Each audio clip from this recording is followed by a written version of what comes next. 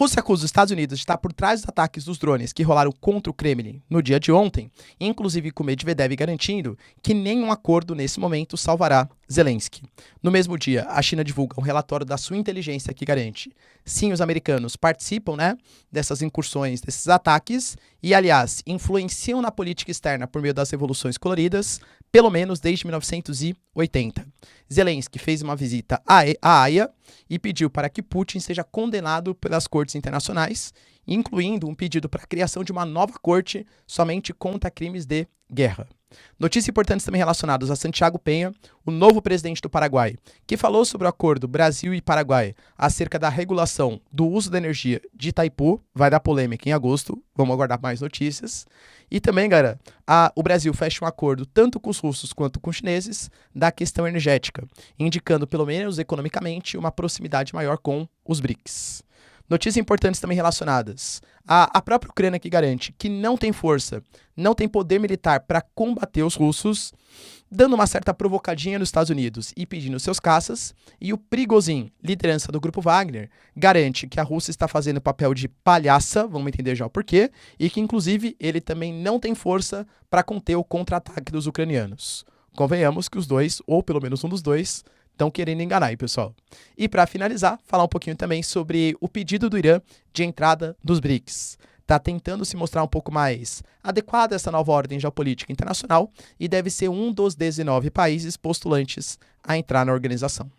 Se vocês querem entender um pouco mais sobre esses assuntos, e muito mais também sobre geografia, geopolítica, atualidades, política, polêmicas, enfim, tudo para você se manter sempre bem atualizado, já se inscreve no canal, deixa seu like, compartilha esse vídeo, que o professor Ricardo conta muito com a sua ajuda. Belezinha?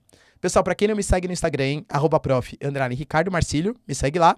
E caso você queira contribuir financeiramente aqui pro canal, pessoal, sensacional, seja membro, tá? Isso ajuda bastante. Ou faça uma eventual contribuição via chave Pix. Caso você queira ter acesso ao curso mais completo de Geografia Geopolítica e Atualidades da internet brasileira, pelo preço mais competitivo, pessoal, menos de 70 centavos por dia. Você tem acesso a tudo lá, hein? Conteúdo completo de geografia, com uma lista de exercícios gabarito comentado, geopolítica mundial, atualidades Brasil, atualidades mundo, questão do Sudão, questão Israel, questão das Coreias, Mianmar, cara, tudo que você possa imaginar, Nagorno-Karabakh, tá tudo lá na plataforma. Tamo junto, link na descrição, preço baratinho, vocês não vão se arrepender, beleza? Pode perceber que minha voz tá quase melhorando, hein, pessoal, quase melhorando, tá bom? Então bora lá pro vídeo, ó, seguinte. A gente teve o ataque ontem, Pessoal, não vou falar com tanta precisão mais, porque a gente gravou um vídeo bem profundo do dia de ontem, falando sobre especulações, quais as possíveis respostas da Rússia, tá? Veja o vídeo de ontem.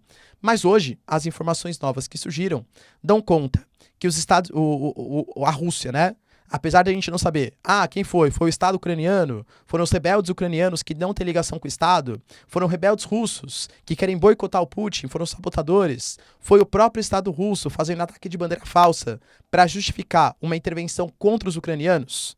Todas as hipóteses estão em cima da mesa. Mas fato é que pelo menos uma organização tem plena certeza do que aconteceu, que é a Rússia. O Peskov garantiu, que é o porta-voz do Putin, que a Rússia, a partir do seu serviço de inteligência, percebeu, na verdade confirmou, que sim, foram os ucranianos que realizaram esses ataques e que inclusive os Estados Unidos está por trás desses ataques que aconteceram contra o território russo, contra o Kremlin. A Karine Jean-Pierre, que é a porta-voz da Casa Branca, se pronunciou ontem e falou que não sabe exatamente se foi a Ucrânia, se não foi, porque não tem informações maiores, mas que tem plena certeza que os americanos não participaram. É fato, galera, que a gente sabe que a ligação entre Estados Unidos e Ucrânia é muito forte, inclusive isso ficou explícito até pelos documentos que foram vazados do Pentágono. Nesses documentos estavam provas, por exemplo, que uma das coisas que a Ucrânia pleiteava fazer era fazer um ataque contra Moscou às vésperas da data que marcava um ano da invasão da Rússia à Ucrânia. E aí, na época que a Ucrânia comunicou aos Estados Unidos, os americanos até pediram para que todos os cidadãos americanos saíssem desses territórios. E aí, há 2 dias de acontecer o ataque contra Moscou, os americanos teriam pedido para que o ministro da Defesa da Ucrânia não fizesse esses ataques, e os ataques não aconteceram. Ou seja, há uma ligação muito forte, claro, entre a inteligência americana e a inteligência ucraniana. Isso é fato concluído, Então, se foram os ucranianos, Coisa, galera, que de novo, tá? A Rússia garante que sim, mas a gente não sabe ainda se foi. E aí a gente teve a Ucrânia, né, pessoal, a Rússia, aliás, se posicionando, garantindo que sim, foram os americanos que fizeram esses ataques, tá? Ao mesmo tempo, a gente teve o Borrell, que é o grande chefão da União Europeia, ele garantindo, pessoal, garantindo que ele espera que esses ataques que aconteceram não causem um aumento da tensão geopolítica internacional, dando a entender que a União Europeia está preocupada com possíveis retaliações, que aliás a Rússia já falou. Até o Antonov, tá, que é o embaixador russo nos Estados Unidos, garantiu. Olha, o ataque que aconteceu contra o Kremlin, o local onde as pessoas achavam que o Putin estava, foi um ataque contra o nosso chefe de Estado, merece uma resposta adequada. E não só contra a Ucrânia, e sim contra quem coordenou esses ataques. Entende-se, galera, pela própria declaração do Peskov, talvez Estados Unidos. É claro que assim, né, a retórica ela é muito mais alta, ela é muito mais agressiva, mas atacar os Estados Unidos é qualquer coisa, né?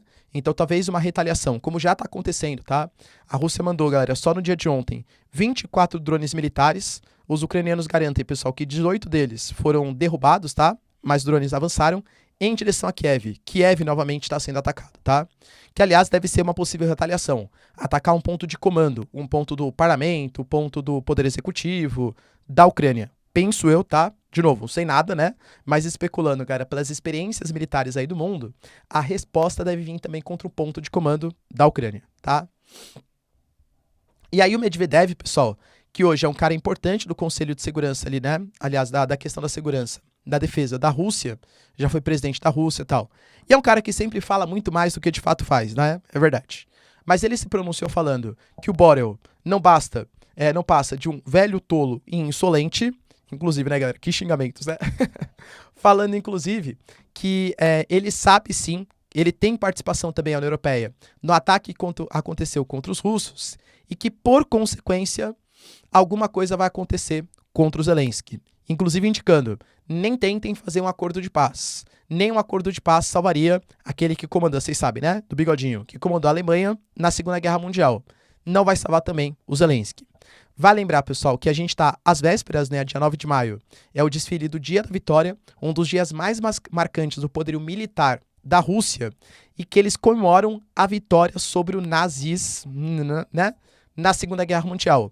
Como eles acusam os ucranianos de serem exatamente a mesma coisa, penso eu, tá? De novo, pessoal, especulação, não é informação, é especulação, que eles podem usar esse ataque contra o Kremlin, que acusa a Ucrânia e os Estados Unidos, para fazer um ataque contra os ucranianos e fazer uma nova vitória contra os nazis, né, da Ucrânia.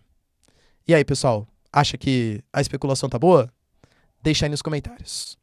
Outra notícia importante também está relacionado a uma visita, né, que o Zelensky fez hoje à Corte de Haia. Ele estava na Finlândia, país que recém ingressou na OTAN, e depois fez a visita à Haia, que fica na Holanda, que é o local onde está, né, a sede do Tribunal Penal Internacional, que condena as pessoas por crimes contra a humanidade. Tá? Omar al-Bashir do Sudão está condenado, o Putin também está condenado.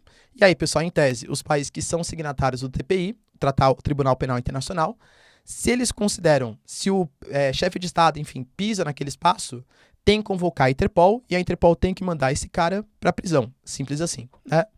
Pois bem, o Zelensky fez uma visita, pediu para o TPI criar um novo tribunal, um tribunal que não condene somente contra crimes contra a humanidade, mas também contra crimes de guerra. E deixou bem claro, tá? O Putin vai sofrer na mão dos tribunais. A gente quer, né, que o Putin seja preso. Lembrando que ao mesmo tempo que isso aconteceu, a gente tem o contra-ataque já começando, inclusive com o próprio Prigozhin garantindo isso, e a gente teve uma refinaria na Rússia sendo atacada nas posições mais ao sul. A refinaria de Ilsk foi atacada, tá?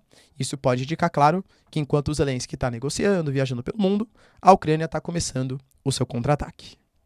Santiago Peña, presidente recém-eleito pelo Paraguai do Partido Colorado, partido que se mantém no poder, pessoal, há décadas, só teve um hiato ali de 2008 até 2013, inclusive o Fernando Lugo, à época, até sofreu impeachment, inclusive. Ele deu uma série de entrevistas porque o Paraguai está assolado em questões polêmicas. Por exemplo, a questão de corrupção.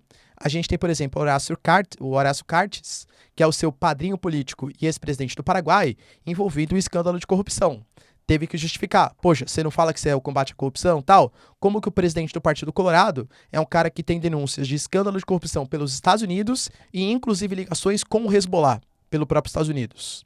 Respondeu que ele é um cara confiável, presidente do partido, por vias democráticas e tal, e que se alguma coisa for comprovada, ele vai ser preso e possivelmente extraditado. Falou também, galera, da questão do acordo de Itaipu. Tá? A gente sabe que Itaipu, galera, teve a finalização do acordo entre Brasil e Paraguai, em que o Brasil arcou com todos os custos, só que em contrapartida, toda a energia, 50-50, né? 50% energia paraguaia, 50% energia do Brasil. O Paraguai é um país muito pequeno, pouco mais, pessoal, em torno ali, né, de 7 milhões de habitantes, e eles não usam os 50% da energia elétrica de Itaipu. A única coisa que o Brasil obrigou é que durante 50 anos, já que o Brasil arcou com todos os custos, o Paraguai seria obrigado a ceder o excedente energético preferencialmente para o Brasil, caso o Brasil quisesse, e ainda ao preço abaixo do que é praticado pelo mercado internacional. Só que esse acordo dura 50 anos e vence agora no dia 16 de agosto. E aí os paraguaios estão muito emotivos com isso, porque, galera, convenhamos, é uma baita, né? É a segunda principal hidrelétrica do mundo, só perde para de Três Gargantas na China. Então, os paraguaios querem uma negociação dura com o Brasil para que o Brasil pague um preço de energia maior.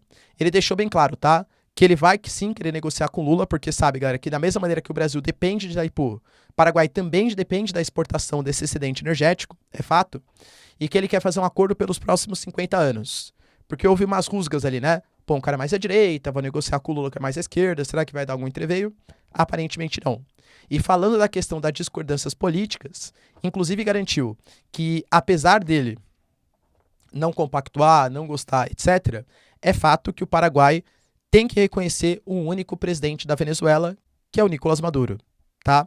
Dando a entender que o período que o Paraguai reconheceu o Juan Guaidó como presidente e tal, acabou. Aliás, nem a oposição da Venezuela hoje, né? Mas reconhece o Juan Guaidó, isso é fato. E isso mostra uma tentativa do Paraguai de integração. Ele é um presidente de direita, mas aparentemente aceitando fazer negociações, mesmo com membros de esquerda da América Latina. Vou ressaltar de novo, hein? O Lula garantiu, pessoal, que no dia 30 de maio vai rolar uma espécie de retiro, um repouso dos líderes da América do Sul em Brasília para discutirem uma reaproximação. Aparentemente, o Santiago Penha também estaria nessa negociação, vai?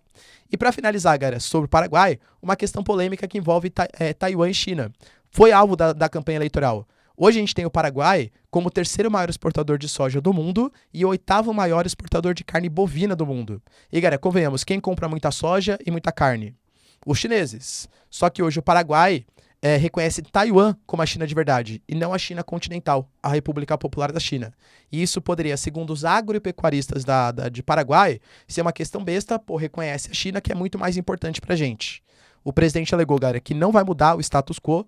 Taiwan é a China de verdade, segundo o Paraguai, e que mesmo assim quer estabelecer relações com a China. Tivemos também, pessoal, notícias importantes acerca de um acordo entre Brasil e Rússia, que a Rússia vai vender urânio natural pra gente, um acordo entre a Rosatom e o INB. Lembrando que esse acordo, na verdade, ele foi fechado no final de 2022, em que a Rússia estabeleceu que vai vender de 2023 até 2027 todo o urânio que é utilizado nas nossas usinas nucleares. Falo para vocês, pessoal, de Angra 1, Angra 2, Angra 3 está em construção. Desde que eu nasci, tá em construção, mas um dia termina. A previsão, se eu não me engano, agora tá para 2026, tá? Mas que vai receber urânio dos russos. Ah, professor, mas é desprezível, tal. Galera, convenhamos, é 3% da nossa matriz energética. É pouco? Claro que é. Mas é um acordo até que interessante. E isso mostra uma proximidade novamente com os russos, né? E o acordo foi fechado quando era o governo Bolsonaro e ratificado agora no governo Lula. Não é questão de governo, é questão de Estado.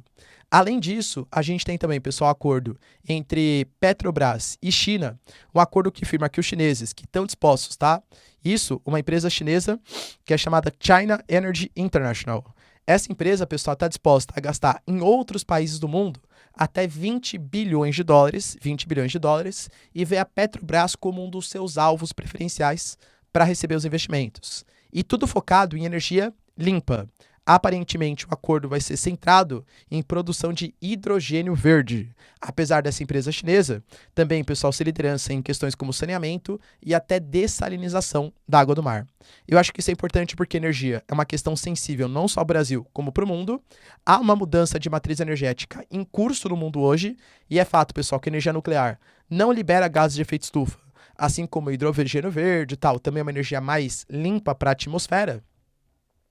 E essa aproximação entre Brasil e China e Rússia, acho que ela mostra bastante o caminho econômico que o Brasil está seguindo.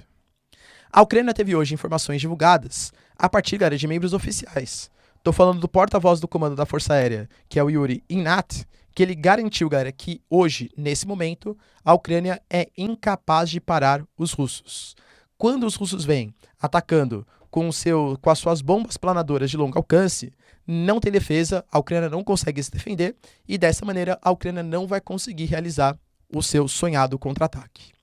Óbvio que ele falou isso, pessoal, na esteira de uma tentativa desesperada de falar que para combater essas bombas planadoras, ele precisaria de caças. E penso eu que os caças F-16, que estão sendo pedidos a todo momento, né? Os MiG-29 já chegaram, da Polônia, da Eslováquia e tal. Mas os F-16 muito mais modernos e eficientes, eles estão sendo pedidos, mas por enquanto, pelo menos, os americanos não cederam. Professor, quer dizer então que a Ucrânia está derrotada, né? Pô, não tem como defender desses mísseis? Então, mas ao mesmo tempo a gente tem o Prigozhin, que é a liderança do grupo Wagner. Mais uma vez, pessoal, se posicionou de maneira firme, porque a gente sabe, né? Muita gente tá falando, olha, o Peskov falou que vai vir um ataque, que esse ataque pode ser contra os americanos, pode ser contra os europeus, pode ser contra, né, a Ucrânia e tal, que seria um ataque nuclear. E aí o Prigozhin deixou bem claro, olha a Rússia, você fazendo esse tipo de pronunciamento, falando que vai fazer um ataque nuclear, etc., faz com que a Rússia pareça uma palhaça, porque todo mundo sabe que esse ataque nuclear, ele não vai acontecer. Chamar de palhaça a Rússia? Meio complicado, hein? Ao mesmo tempo, falou, reforçou, tá? Hoje o Grupo Wagner só tem de 10 a 15% dos equipamentos necessários, a gente está sofrendo na frente de batalha, e se continuar assim, não só o Grupo Wagner, mas todo o exército russo vai perder as suas posições. E aí, quem tá certo? Será que a Ucrânia tá frágil? Será que a Rússia tá frágil?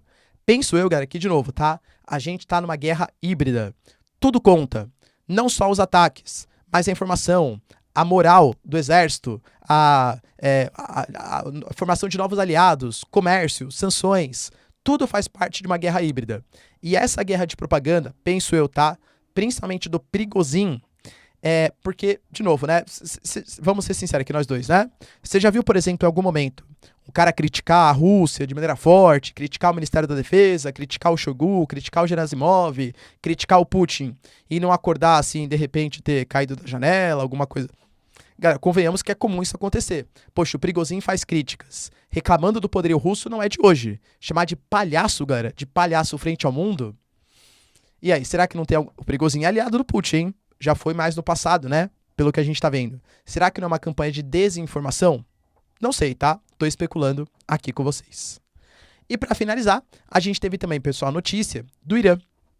O Irã, que recentemente entrou para a OCX, Organização para a Cooperação de Xangai, se aproximando, né, tanto da China quanto também dos países mais ali do leste asiático. O Irã voltou a fazer uma visita oficial com a Síria, Bashar al-Assad, apesar de grandes aliados. Fazia tempo, né, que essa visita não acontecia. Teve a reabertura da embaixada com a Arábia Saudita, negociação com os sauditas. O Irã vai se reaproximando do mundo. Galera, esse é o fato. E o Irã anunciou que nesse momento dessa reaproximação, dessa abertura, claro, com o eixo mais oriental do mundo, né? Deixando bem claro. E que ele compactua com os ideais da Rússia e da China de um fortalecimento dos países emergentes contra a hegemonia americana, liderada pelo G7, o Irã quer fazer parte dos BRICS. Percebam, pessoal, o que os BRICS estão virando. A reunião do dia 2, do dia 3 vai ser decisivo de julho, tá?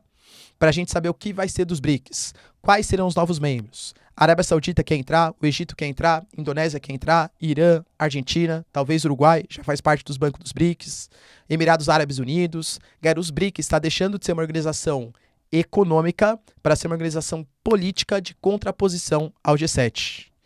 Brasil vai continuar como um dos países fundadores e liderança dos BRICS? Geopoliticamente, essa tem que ser a nossa posição? Deixa aí nos comentários. Quero saber a sua opinião. No mais, galera, se vocês curtiram o vídeo, tamo junto, beijos, abraços e tchau, tchau.